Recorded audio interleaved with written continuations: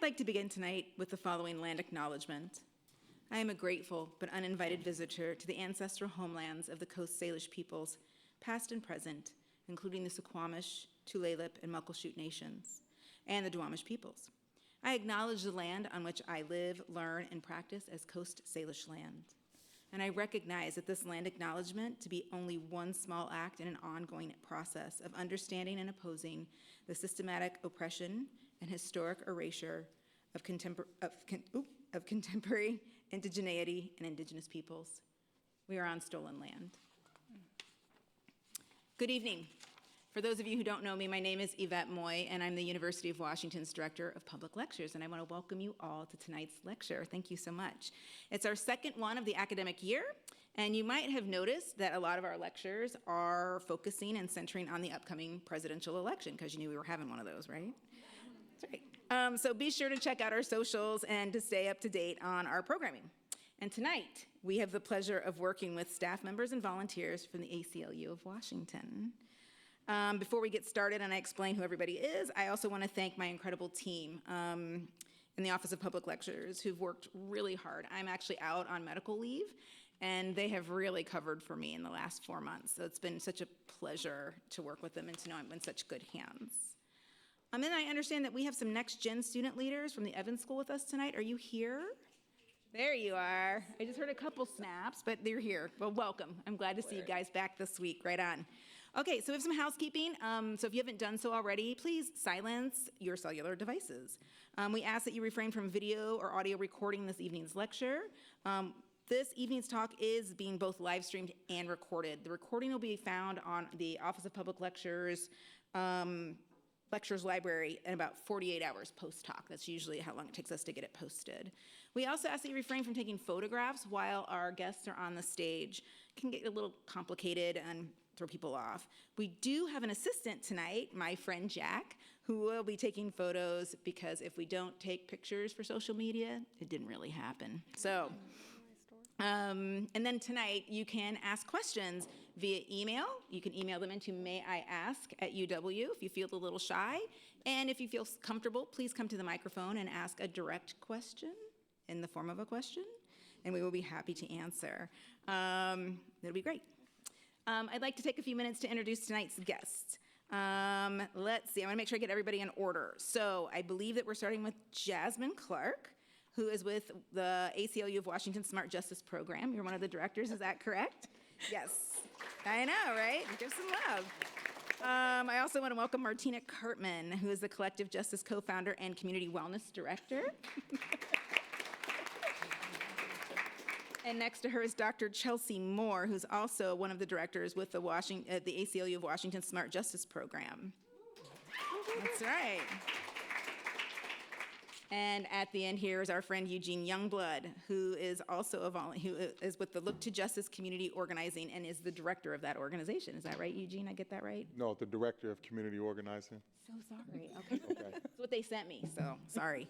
And then tonight, our panel will be moderated by the ACLU of Washington's executive director, my dear friend, Michele Storms.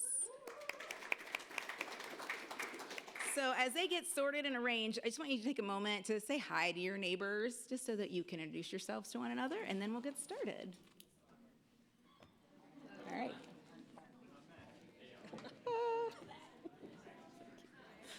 Look at my boys all in a row. I know. Oh, sweeties. Huh? So are we going to switch to this? Okay. So I can take this off then. Okay. Hold on a second. Here, give me a grab that. Yep.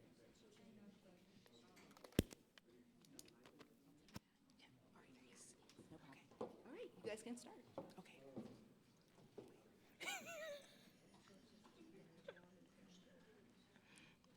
All right, good evening, everyone. As she said, my name is Michele Storms. I'm so happy to be here, to be in this conversation with all of you this evening with some of my amazing colleagues who I just absolutely cherish, to be in a conversation that is such an important one about safety and about how we keep each other safe and think about new modalities of what that could mean. So before I get into some of those introductory comments, I want to tell you a little bit more about these amazing people who are here. So I will also take it in the order that they're seated. So Jazmyn Clark, who you heard about, who is one of our Smart Justice Policy Program Directors, she is in a role that furthers her dedication to achieving systemic change through decriminalizing poverty, developing and advocating for alternatives to prosecution, developing new approaches and alternatives to our current criminal legal system, and combating narratives around crime and substance use that dehumanize people in the criminal legal system and fail to make our communities safer. She holds a Juris Doctor. She's a lawyer from the New England Law School, Boston. Okay. And then Martina Kartman, I am also delighted to introduce to you, a lawyer and a founding director at Collective Justice, which is a community-based restorative justice organization in Seattle. And her work is shaped by her own experience as a young person on both sides of harm and the criminal legal system, and by her involvement with movements for anti-violence, racial justice, and abolition feminism. Dr. Chelsea Moore is another Smart Justice Policy Program Director at the ACLU of Washington and is focused on sentencing and conditions of confinement. Chelsea's a co-founder of Look to Justice, a nationally recognized organization led by currently incarcerated people and their families in order to transform the system. And she holds a PhD in political science from the University of Washington. And then I also have the pleasure of getting to introduce to you my friend Eugene Youngblood, known as Youngblood. Youngblood was incarcerated at the age of 18 and released at 48, and emerged in 2021 after receiving clemency for his extraordinary transformation. Now nearly 4 years free, and the Director of Community Organizing for Look to Justice, he works in community violence prevention and intervention, helping individuals reintegrate into society, among so many other good works he does in the community. Please join me in welcoming these beautiful people.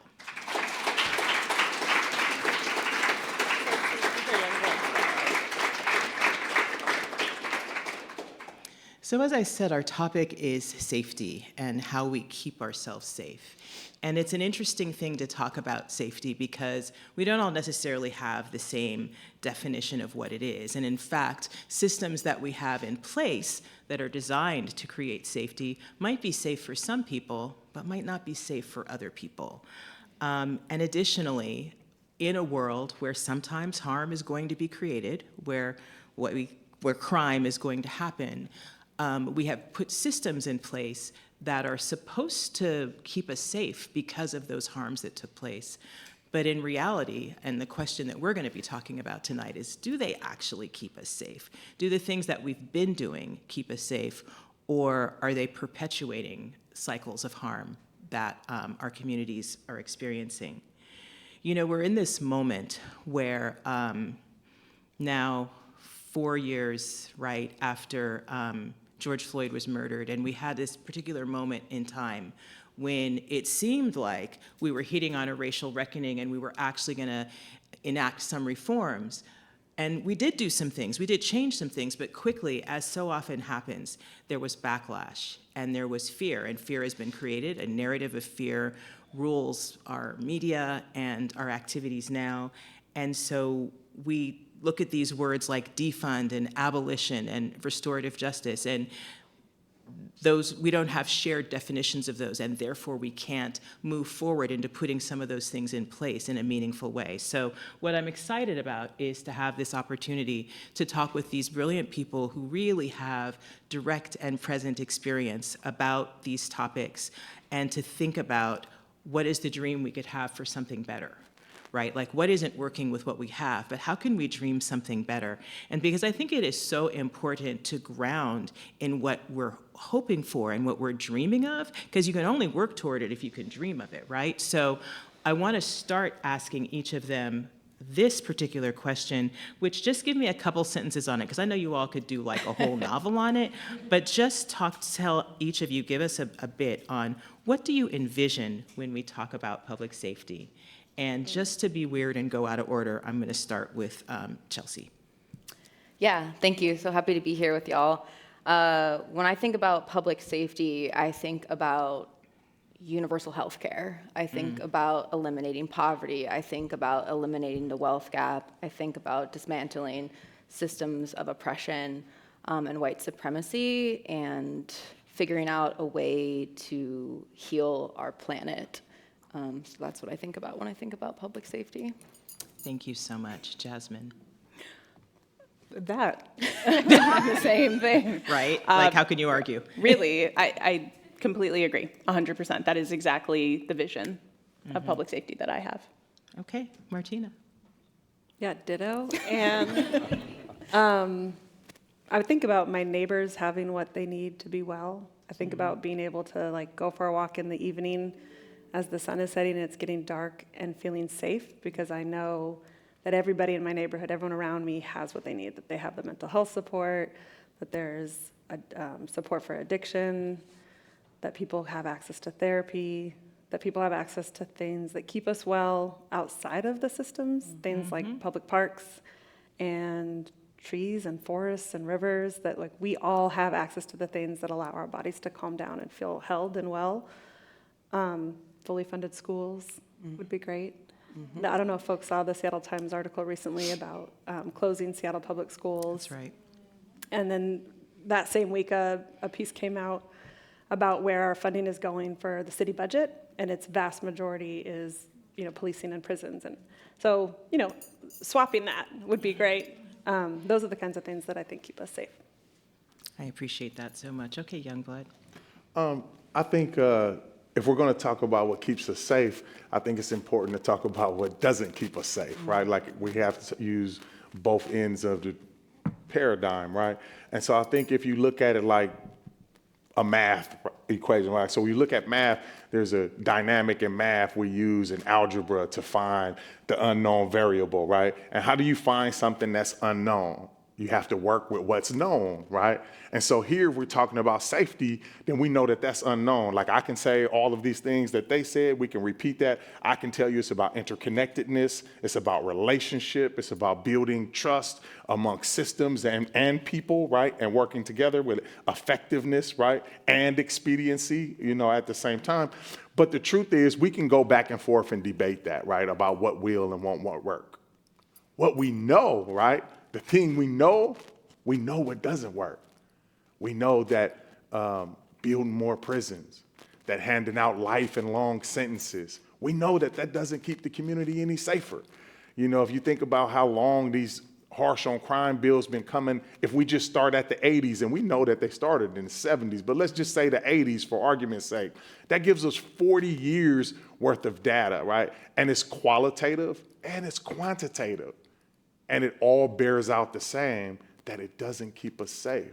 Locking people up, banishing them, that doesn't keep our community safer. What's going to keep our community safer is an investment into the people, right? And that's what I would like to see to keep things safe. Thank you so much. You can go ahead and clap for all of that if you like.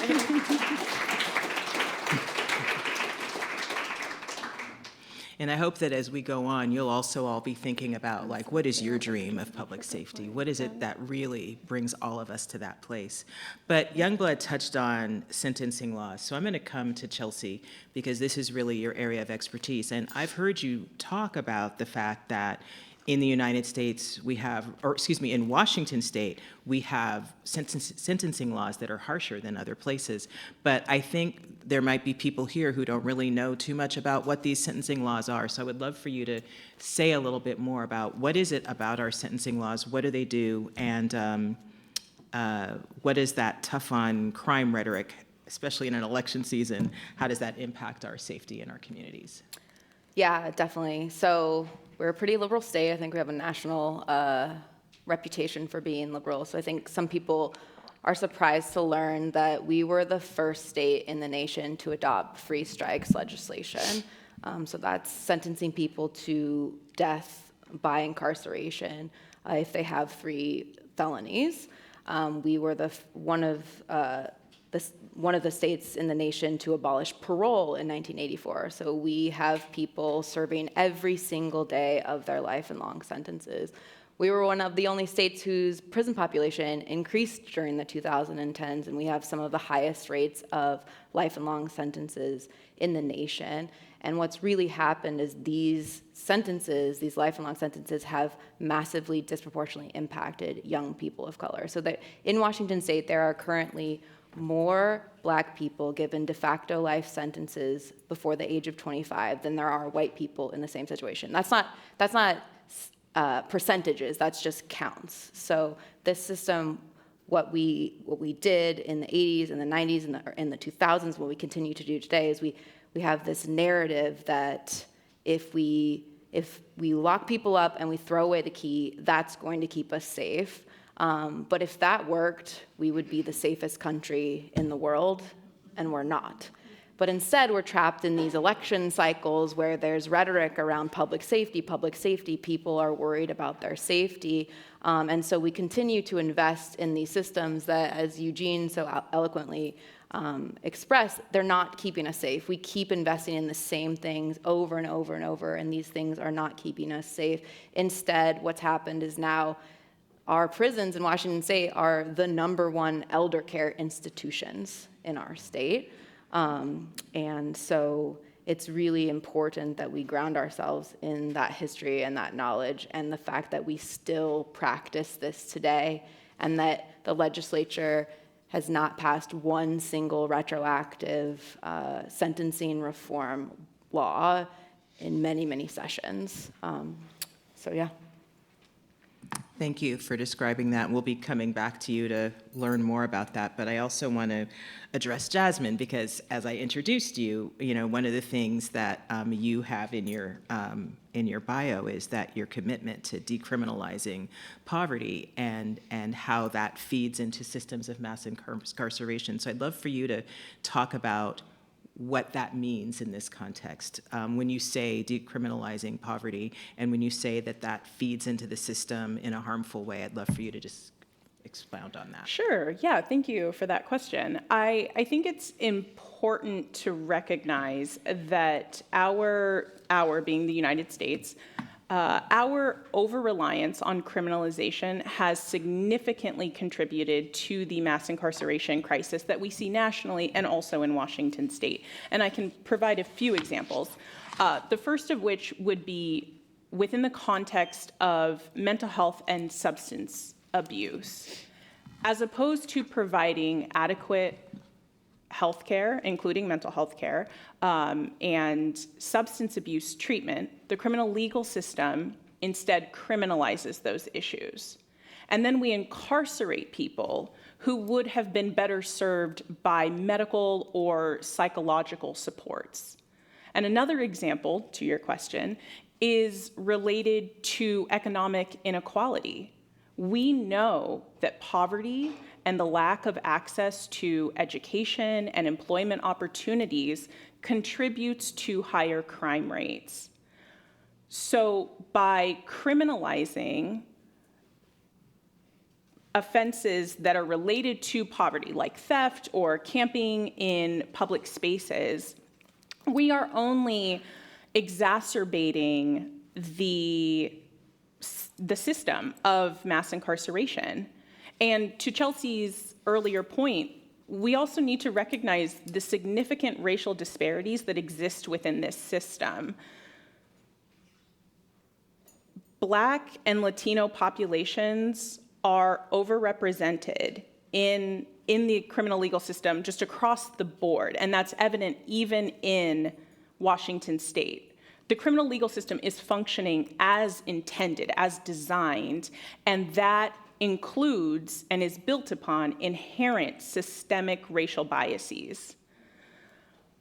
And I think, especially within this conversation about what actually keeps us safe, we need to address how ineffective tough on crime policies have been in actually reducing crime. So tough on crime policies, which I'm sure we'll discuss at length in this conversation, prioritize punitive measures over preventive ones. And yet empirical evidence consistently shows us that mass incarceration does not significantly reduce the rate of crime. So we need to start really reimagining what it is that we can do. What are the actual steps that we can take to make our community safe? Because as Youngblood mentioned, we have over 40 years of data showing that this system does not work. Well said. So at this point, we have heard that, that we have really harsh sentencing laws. And we've heard that problems that have solutions like might have a mental health solution, instead of us putting investment in those types of solutions, we're instead locking people up. So while we're still kind of examining and understanding the problem a little bit more, I want to turn to you, Youngblood, and ask you about what are some of the ways that these things that we've been talking about, right, that the criminal legal system then has an impact on families and communities in Washington State, and maybe say a little bit more, if you can, about the long-term effects that you're seeing or that you've experienced, right? You can talk from your experience in community. I think, again, I just want to harken back to the reality of we have to try to move from a head space to a heart space, right? We have to talk about empathy, understanding, and being able to see someone's humanity, right? Irrespective of what they have done, but more importantly, and try to see who they are, right? Like, I think if we're talking about how have these things affected our communities, specifically communities of color, but communities in general nevertheless, I think we need to start with the point of being invested. We've shown, like Jazmyn talked about, we've shown that there's a willingness, a desire to invest in prisons and jails and incarceration and hand out longer sentences. Like, that's where the investment goes.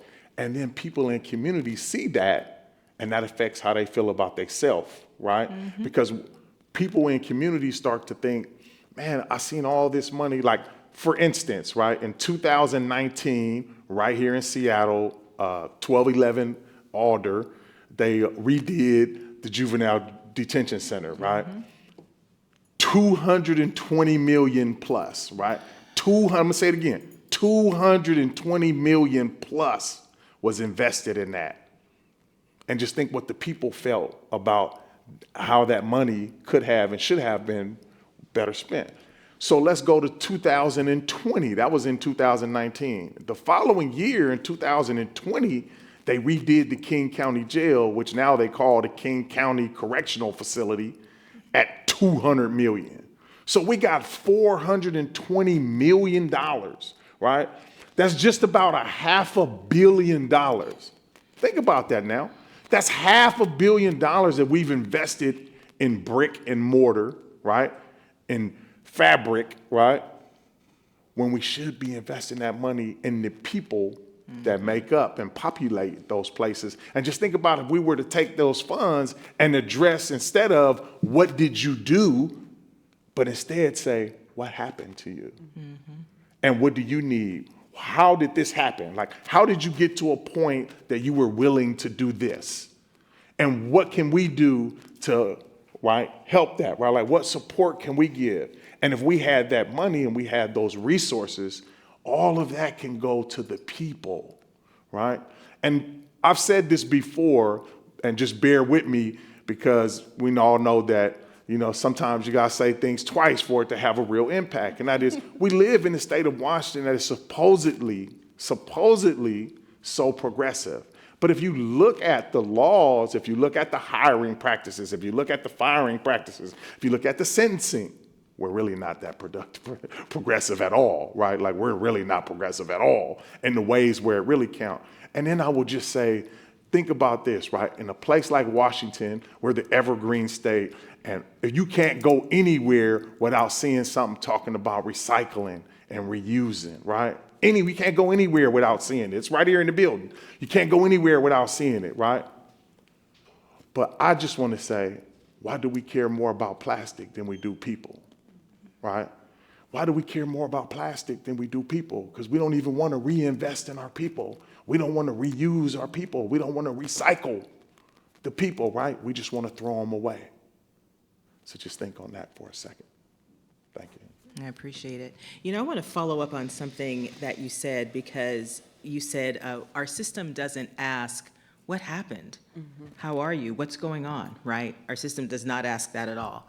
One of the things that we know, and I think social science bears this out, right, is that many people who cause harm are survivors of harm. And so maybe I'll stay with you just a moment longer, Youngblood, and ask you to speak to that a little bit, and then Martina, I'll ask you to speak to that as well. So I think when we talk about that, it's most easily summed up and pitched out as hurt people, right? And we know that. But I think if we take it a step further, and what we understand is when we talk about violence, right, especially when we talk about those people who have been socialized as males in this society, especially those of which who are people of color, we don't have the opportunity or the advantage of being able to be sad, right? We can't even do that. But everybody accepts if we're mad, right? So a lot of times our sadness, especially speaking from personal experience, for me as a young person, as a young boy, I was going through things where I was tremendously sad, but I acted out in anger because I didn't want people to know I was sad, because the world told me that that wasn't cool, right? And that wasn't the way you handle things, and shut up and take it like a man, and all these statements that I heard, right, as a young person, that made me want to then hold it inside. And we know when you hold it inside, what happens, it explodes, right? And you can't heal, right, if you don't feel. And we have to get to a position where we're allowing folks to feel, right? And for that to be welcomed. And so I think when we're thinking about how this gets taken to the next level, it plays out in the courtroom. One of the other things I do is provide court support. And just recently I had the opportunity to go to court, and I was in front of a judge, and I had to tell her that I came with a picture of the victim, right? The person who was harmed. In this particular case, the person who was murdered. And he was a friend of mine, and he grew up in Los Angeles with me, and he came to Washington, and he came to prison, and we was in prison together for years. He got out, and this guy murdered him. The guy who murdered him, I went to his court and was asking the court to see this person's humanity and see that at what point does punishment run its course. And he had already served 25 years or 26 years, and the judge was like, well, are you here for the victim or are you here for the defendant? And I said, I don't have the luxury, right, working in community, doing what I call heart work. I don't have the luxury to draw a line of demarcation and say that I'm on this side and you're on this side. Because too often in community, it gets obfuscated, right? Like it gets confused. We don't know. There's no line. Like the folks who are causing the harm are also the folks who have been harmed, right? And we're all one and the same. And if you stop and think about it, like I got a friend right now, a personal friend of mine, and she is a victim's advocate. And I just talked to her about how essentially we're going for the same goal. Like if I'm talking about the person who caused harm, all I want to do is get this person back in a space where they can be complete and whole and healed, and get them what they need to be back in themselves and be on their own healing journey, right? And I said to her, you're doing the exact same thing. For the person who was harmed and their family, you just want to get them healed. You want to get them the support they need, and you want to make sure that they get whatever it is they need to get on their healing journey and to be able to become back in space where they can feel whole, right? Or some semblance of whole, right? And so essentially we're doing the same work. Mm-hmm. So I'm really glad that you put it in that way, because the way our system is built, it is to put people on different sides of a line. So these people are bad and they caused bad things to happen. These people are innocent and they, had bad things happen to them, and put us at enmity with each other, right? And so, Martina, you do so much work to try to break up that paradigm and that binary of like the good and the bad and the, the victim and the perpetrator. So I would love for you to talk about some of the strategies that you've been working with to address violence prevention, community safety, and break up that older notion that hasn't served us. Yeah. Thank you for that question. I sit in that question all the time. And I don't know that I have all the answers, but I do think what Youngblood said is true, which is that we've built up this system of punishment, of surveillance, and of policing, incarceration, and imprisonment to say, this is how we're going to keep our communities safe. And when we say our communities, I think we're talking about very specific communities. I think that's important to name. Like the image we have of the victim that we're protecting is often someone that looks like me. It's like a white middle-class woman who's pure or innocent in some form. And so we shore up this thing in the name of victims, in the name of public safety.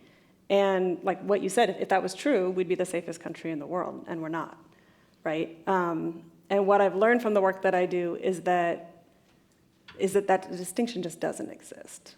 That what we're doing in the United States is incarcerating thousands and thousands of survivors. And those are survivors that could have had thriving, free lives if we had supported them when they were surviving.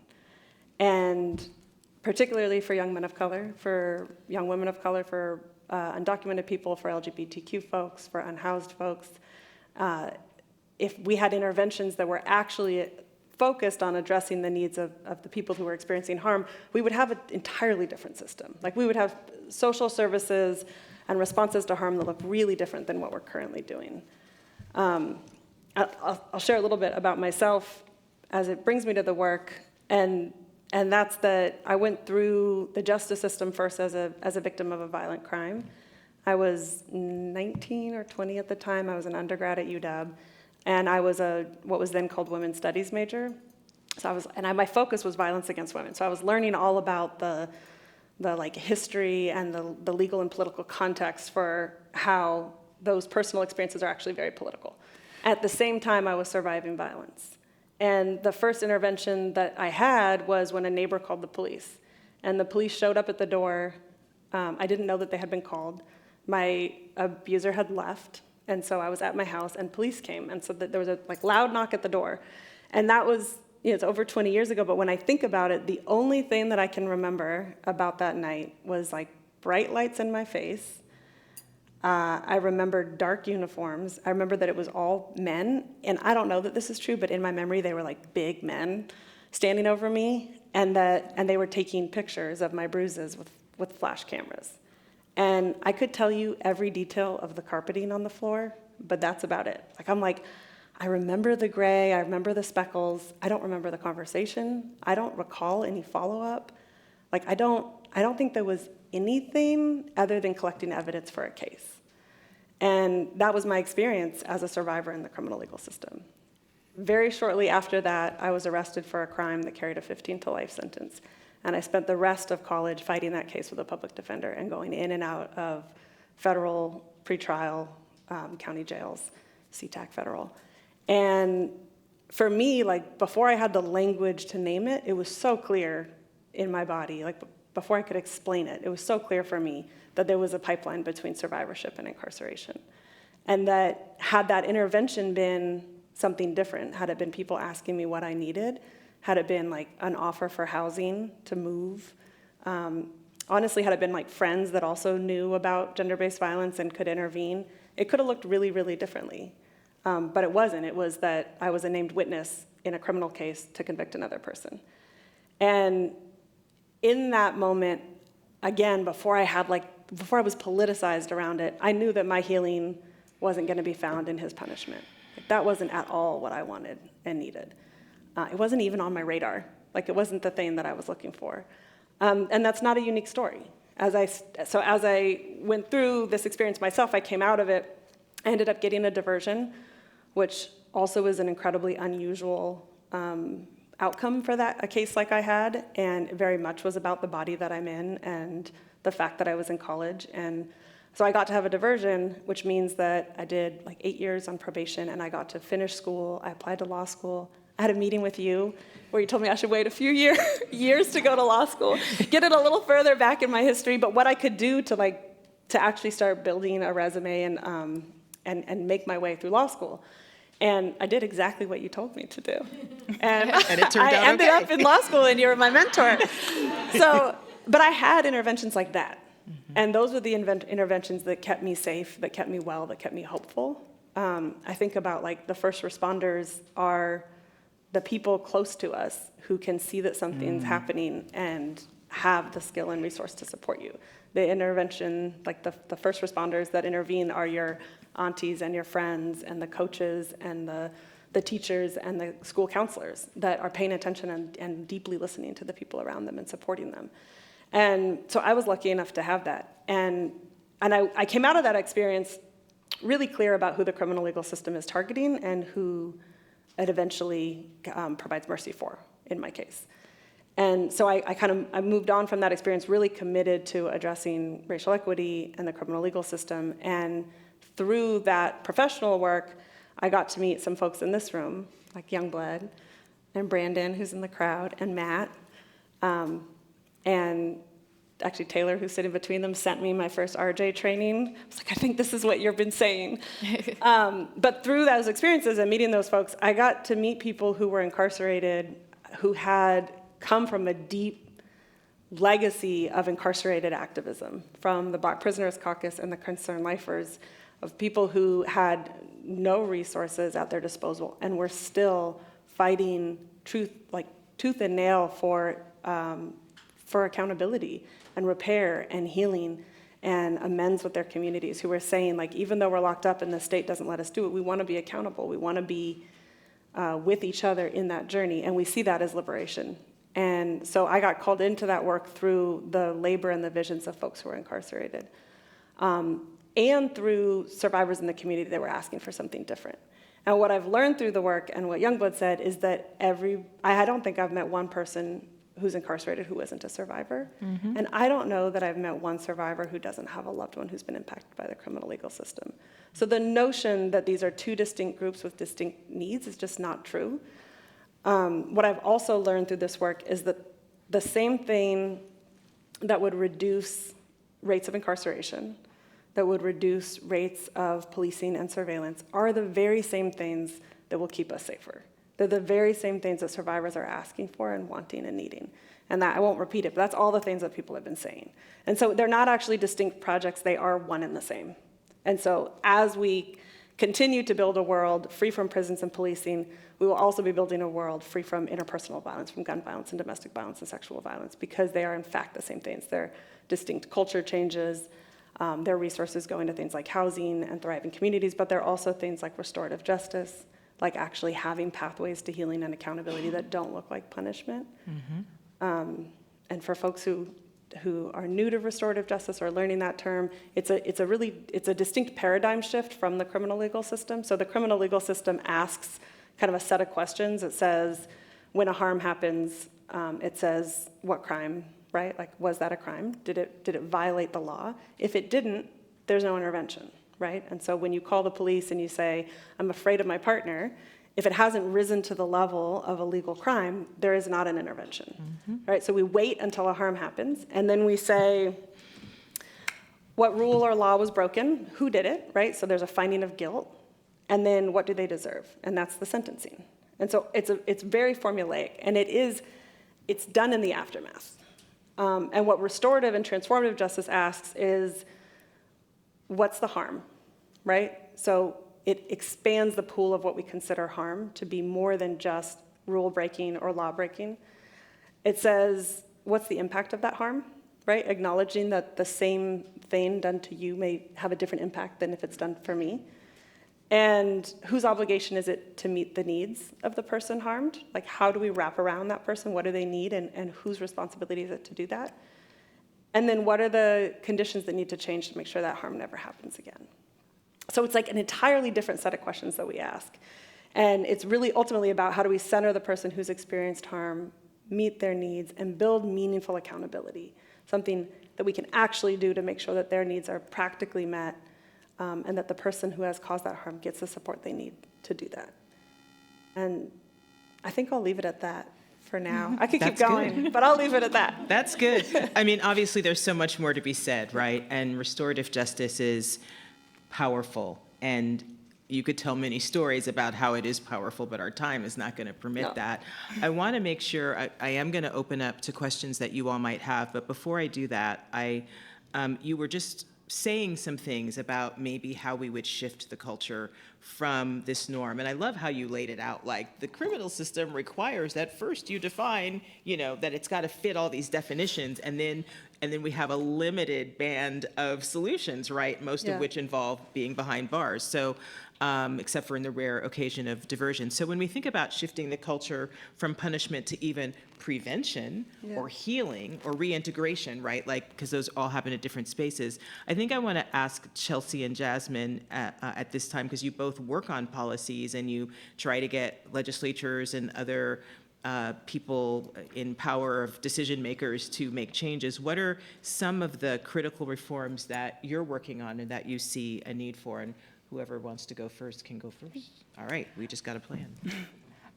So I think that emphasizing rehabilitation, restorative justice, and community-based interventions can effectively reduce our over-reliance on criminalization and actually improve public safety.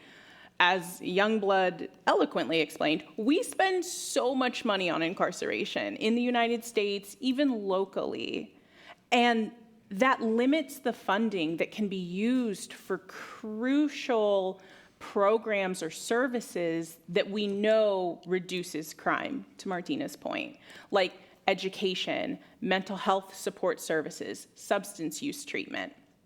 And so investing in community-based programs that actually address the social determinants of crime, like education or poverty, will lead to sustainable improvements long-term within the context of public safety. Yeah, definitely that, yeah. So we've talked a lot about accountability today, and I'm sure y'all will talk about how accountability doesn't equal incarceration, it doesn't equal punishment. But as somebody who spends some time up in Olympia advocating for policy, I also think about accountability in our legislature for these decisions that were made by lawmakers based on bunk science that has been debunked, that it was just racist, that we have 40 years of data for systems that are incarcerating Black and brown people, throwing away the key, and diverting incredibly needed resources from important community programs too. And so I think about we have to ensure that our lawmakers are held accountable for continuing to perpetuate those policies and for continuing to participate in scaring us with false information that makes us nervous to say hello to people on the street. I like that we started with meet your neighbor. I mean, that's where it starts. You have to know the people in your neighborhood. You know, if your neighbor's in trouble, who do you call? And so we need to start with policy that starts with that. And that policy really, really, really has to be led by the people who are the most directly impacted by these systems. For my work, that looks like the people who are currently incarcerated. And so I'll tell you about two bills that are coming up that are a preview. Both bills were developed in chow halls, on prison yards, in the deep organizing work of the Black Prisoners Caucus, the Concerned Lifers Organization, from Look to Justice. The first one is, up until 2023, Washington was one of very few states that automatically gave people longer sentences if they were trapped in the youth criminal system. So if you had prior juvenile interactions or juvenile felonies, you automatically received a longer prison sentence in our state. Surprise, that massively disproportionately meant that Black and brown people were receiving longer sentences than their white counterparts. And in fact, Indigenous people are the most disproportionately impacted by that. In 2023, the legislature prospectively stopped doing that. So moving forward, we're not punishing people twice for crimes they committed as children. But they refuse to take accountability for the bad policy that was in place for 30 years. And there are 1,400 people currently incarcerated on sentences they would no longer receive. So we'll be working on that this session. And that's what we need: accountability from our legislators. We need accountability for the fact that we abolished parole based on no evidence, and that there are so many people languishing in our prisons that could be home doing incredible work, like some of the work that I know the folks here and folks in the audience are doing. We need people who know what it's like, who know what interventions people need. We need people in those roles, in leadership roles, and so we'll be working to also expand parole and reenact parole. But we need people's help to hold legislators accountable and to not buy into these cycles that elections put us in, where we just become more and more afraid, and we come from a place of fear instead of a heart place, a place of love, and knowing that the answers are in each other. I love that you characterize that as accountability, and I do want to say, because you didn't say it, that these are bills we've been working on for how long? This is our 5th year at each bill. So how are we not getting that change when the evidence is so clear, when we've stopped doing it prospectively, but we're going to let people sit behind bars whose sentences would be over if not for this? So y'all, when you hear us call out for reaching out to your legislators, right, I really hope you will respond, because this is, it's awful. And so that's why we do this work, right? We're trying to undo some of these things that are awful. Time is just flying, and so I know in Seattle it gets dark and we all want to go home. So because everybody goes home at 4 o'clock and doesn't come out until the next day. But you might have some questions, and so if you do, I'd love to grab a couple of those before we close out on again a note of dreaming and possibility. We've got some microphones there. Oh, yeah, I did look at the iPad, but there was nothing there a minute ago, but I'll look again now. I just have a test question from Kate Golden. Oh, here's a friend. Yeah, come to the microphone. Happy to hear from you. Thank you. I so enjoyed this presentation, and I was surprised how much I learned, actually. So thank you so much for that. I hope this doesn't seem like changing the subject, but I'd like to broaden the conversation even further to talk about prevention on issues we haven't broached here tonight.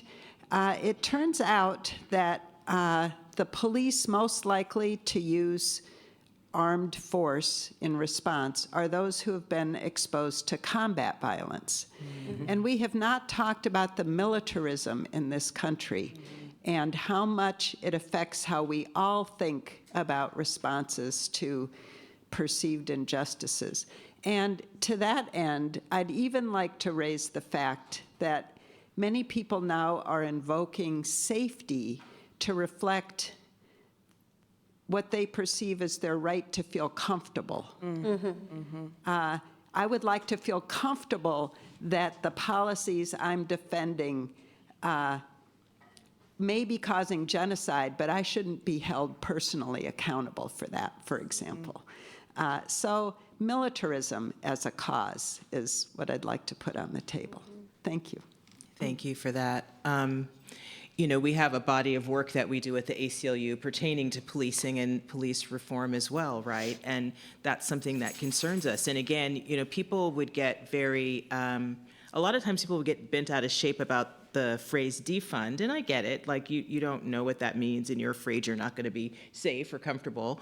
But what we're really talking about is investing in other ideas, not in the idea of militarism, not in the idea of characterizing people as bad, but investing in using that money instead to ensure that schools are well funded, or that there's after-school programs that make, or that there's, Youngblood on his own does a lot of counseling of kids, and I don't think anybody's paying you for that, but like that'd be good if they did, and if there were more people who could do that, because those are the things that make a difference. So I don't know if any of you want to say anything more about that topic, but you're spot on, right? Like those prevention things are also about who are the people who are charged with supposedly keeping us safe, and you're right, we didn't get into that so much today, but that's a whole topic.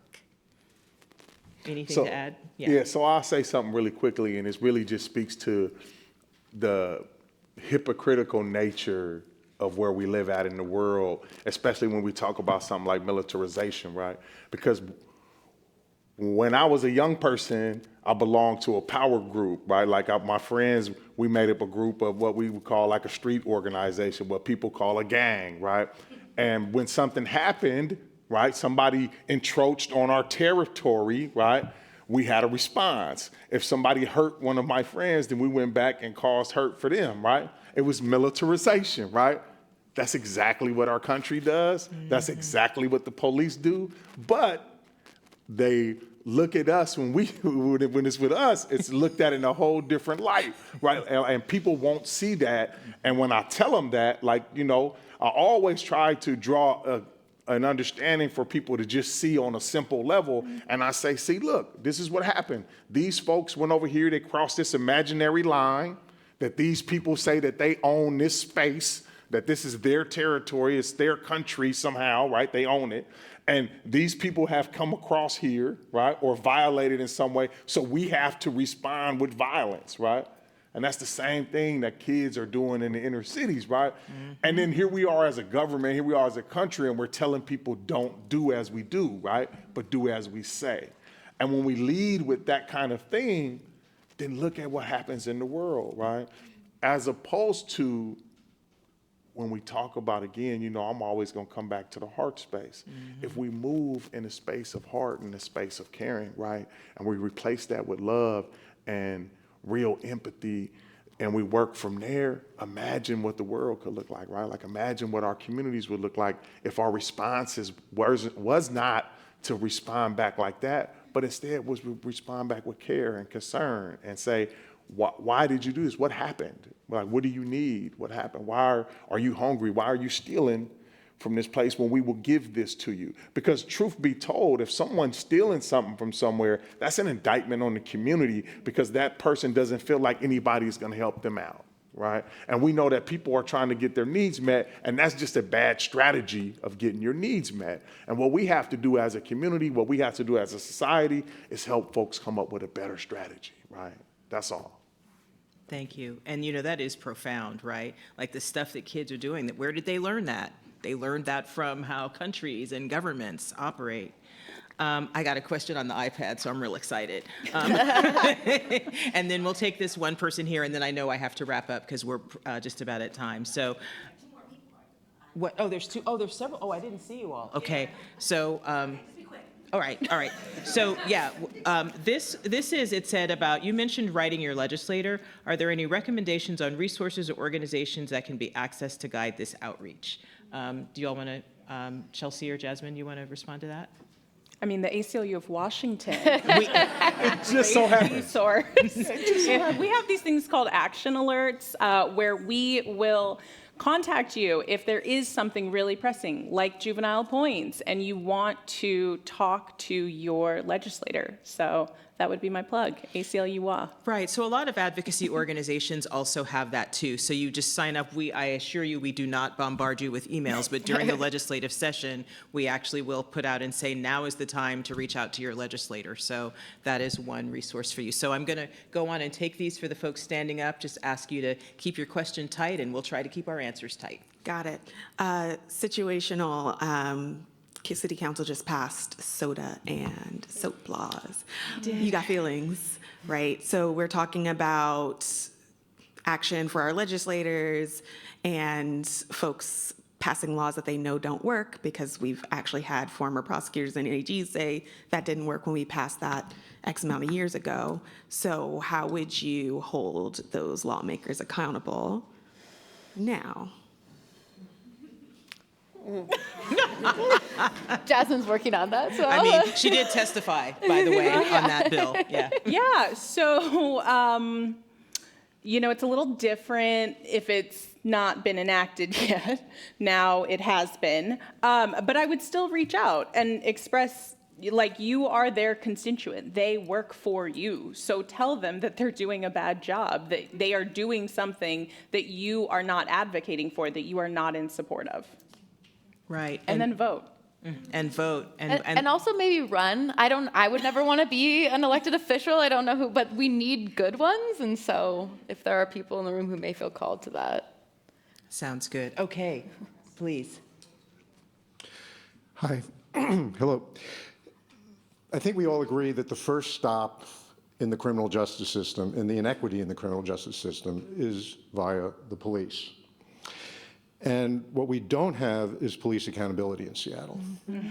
And so my question is, and I do think, let me say this, that I think true police accountability, which a lot of cities have enacted after 2020, after George Floyd, a lot of that police accountability is based on community police accountability and investigations.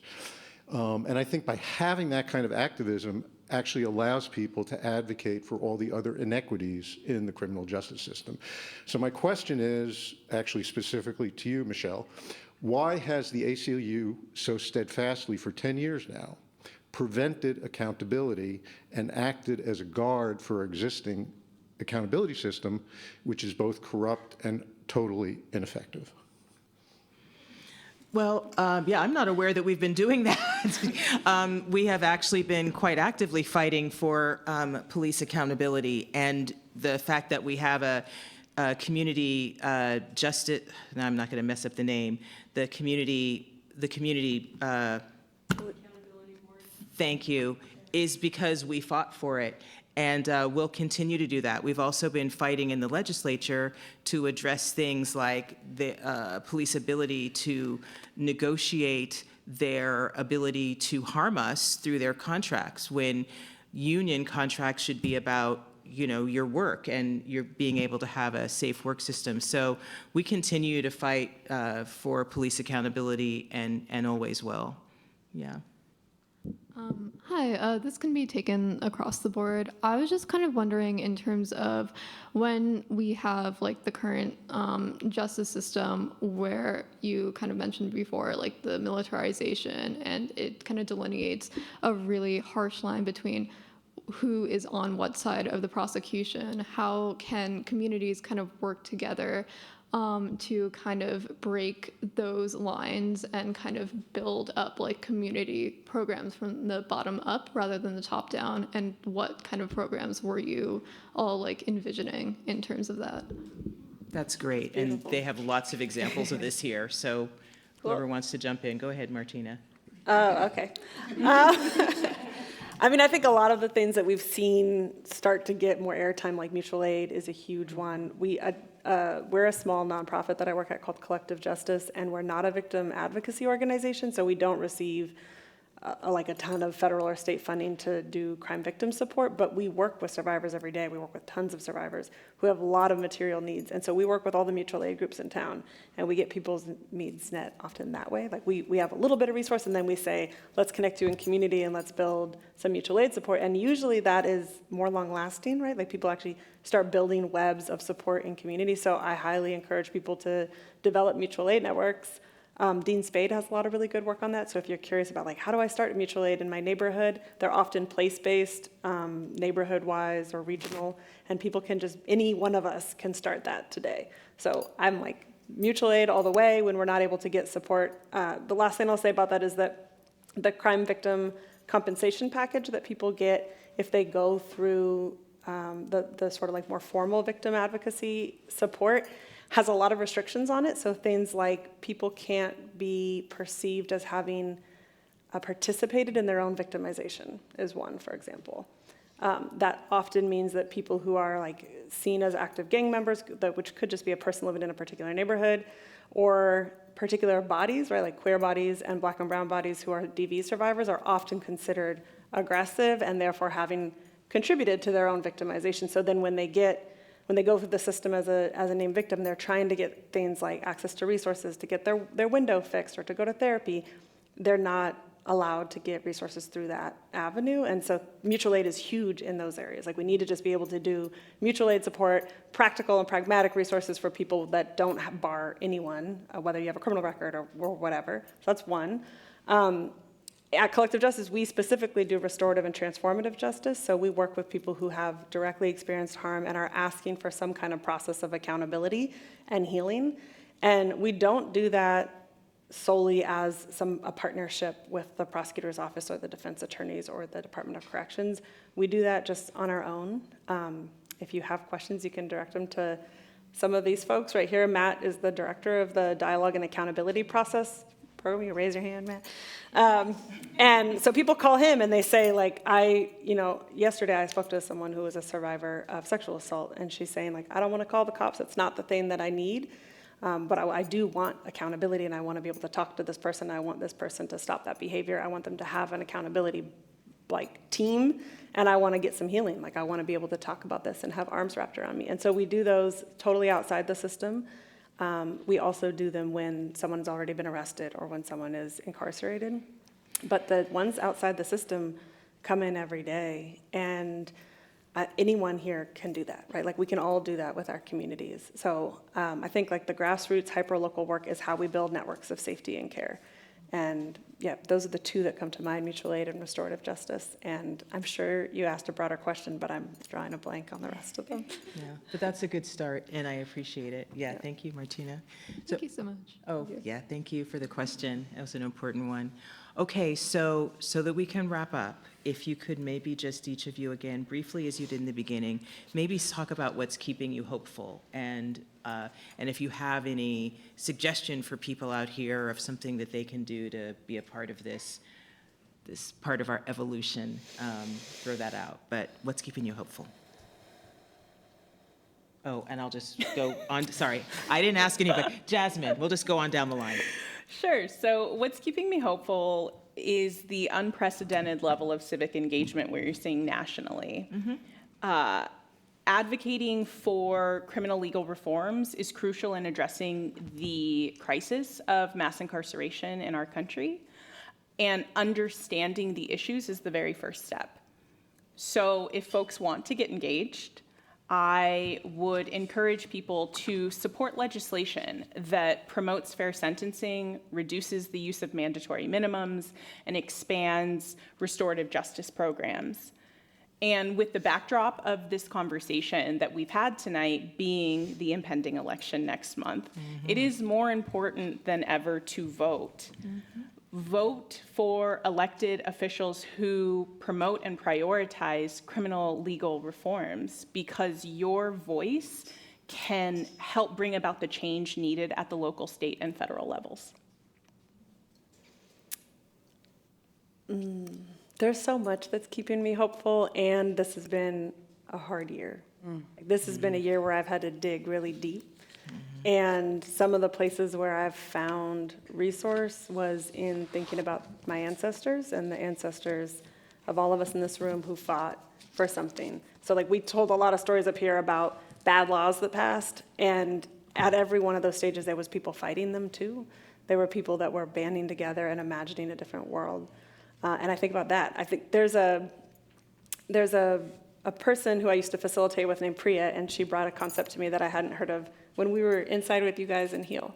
And that was the concept of living root bridges, which are these bridges in South India in the mountainous region where there's monsoons. And there's these rivers in the valleys that go between villages. And people who like have loved ones in other villages couldn't see each other during the monsoon season if there wasn't a way to cross the river.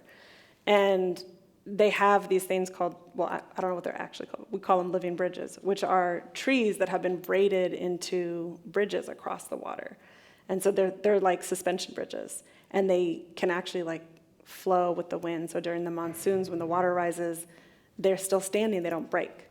And I think about my friend Priya, who I facilitated with, and Mia Mingus, who has written about this, that somebody in South India in living through these monsoons said, like, let's start braiding these roots and branches. And it's gonna take generations to complete, but it's gonna stand for generations too. And someone had this bright idea who, I can't imagine what the people around them thought. You know, like no, I swear they're gonna cross the river, it's gonna last a lifetime. But they did it anyway, and knowing that it wouldn't be completed in their lifetime. And I think about that in the work that we do. Like every time I sit with folks who are, despite all the conditions we're in, are saying like, I actually am fighting for forgiveness and healing and repair in a society that tells me the opposite is what I should be doing. Like in each of those moments, I think about the dreaming that we have to do and the imagining and the building to build bridges. And that started before me, and it's gonna continue after me. So yeah, I think about those bridges, and I think about my ancestors, and I think about fighting for something beyond my lifetime. Love it. Go on. I'm gonna be honest with y'all, it's hope is hard sometimes, especially working in these systems that are doing exactly what they're set up to do. They're death-making institutions, and they're designed to disappear people. But I think about Mariam Kaba and her quote that hope is a discipline. And so sometimes when it's hard to access that, you have to just wake up every morning and do the work on yourself, do the work with your people, and know that it might not happen in my lifetime, but in somebody's lifetime. And also what brings me so much hope is being on stage with people like Eugene, seeing some of the folks in this room who were never gonna come home and who are home now, and talking to the people who are currently inside and telling them about panels like these, telling them about the work that we're doing, and seeing them still have hope, and knowing that there's rooms of people in Seattle on a Tuesday night when it's dark, when other people want to be in bed, learning about this because we want a different way of living. And so that gives me hope. Man, what gives me hope? What gives me hope are the people who are still currently incarcerated, right? Like, I have the luxury of saying that I'm formerly incarcerated, but there's so many people who are still currently incarcerated, and we know that incarceration starts long before you get behind a set of bars or a set of barbed wire, right? So even at today, I was working at Nova High School and doing work with young people there, and I could just see the hopefulness in their face, despite the fact that most of them come from hopeless situations and they live in hopeless circumstances, right? And here they are today. They were talking to me. They was encouraging me. I told them I was going to come here, and they was lifting me up, and they was telling me what they thought and stuff, and they was sharing, and it was important to them. And so many other things are important to them. And I look and I see, and I'm like, wow, here you are in a space where people are telling you that you should be hopeless. And here you are, you're hopeful. And then I think about my friends who are still incarcerated, and I think about how when I was incarcerated, like, something happens in the state of incarceration where hopelessness is pervasive, right? And it's so prevalent that, and palpable, right? You can feel it, you can touch it, right? It's something that's there, and you know it because you came inside, right? Like, you came inside to teach classes to us and stuff, and I know it, I can see it on your face. You can see it, you can feel it. Like, that's how real the hopelessness is. So what gives me hope is when I tap back in and they're so hopeful, that they have so much belief that somehow, some way, something is gonna happen for them that's gonna put them in a better situation, in a better place. And they're not necessarily waiting until they get out. They're really starting to do it from the inside and doing good work there to push stuff and make it happen out here. And so that's what keeps me, and that's what gives me hope. And the last thing I just want to say is, in doing the work at the juvenile, and I do at Echo Glen juvenile institution, there's a unit there, Yakima unit, and it's for young women who are convicted as an adult, but they're allowed to stay there until they're 25. So I'm working with young women who are gonna go to prison. They came when they was 15, they came when they was 16, they came when they was 17, and they're gonna get out when they're 45. They're gonna get out when they're 50. And I have to go there and sit and talk to them about how it's possible to leave there at 45, at 48 like I did, and still come out and still do well and still live a healthy life and still live a life that's so much worth living and still be in this position to give back, right? And really fulfill your dreams and do all the things you really want to do so that they don't lose hope, right? And so that they can continue on their healing journey, right? And so that's what keeps me hopeful. Yeah, that is so beautiful. And, you know, I was thinking too, I have the privilege of being sometimes on the inside, and that's when I met you, Youngblood, and others. And I wish you all knew how brilliant these folks are who are on the inside. I wish you knew how much they yearn for healing and how much I've been with people who acknowledge and understand that they've caused harm, but that they also understand, and thanks to classes like Martina used to teach and other things going on, that they have a healing journey to go on. And so if we're gonna heal as a society and do this work, like each of us has a healing journey to be on, but then to be in community, to believe in each other.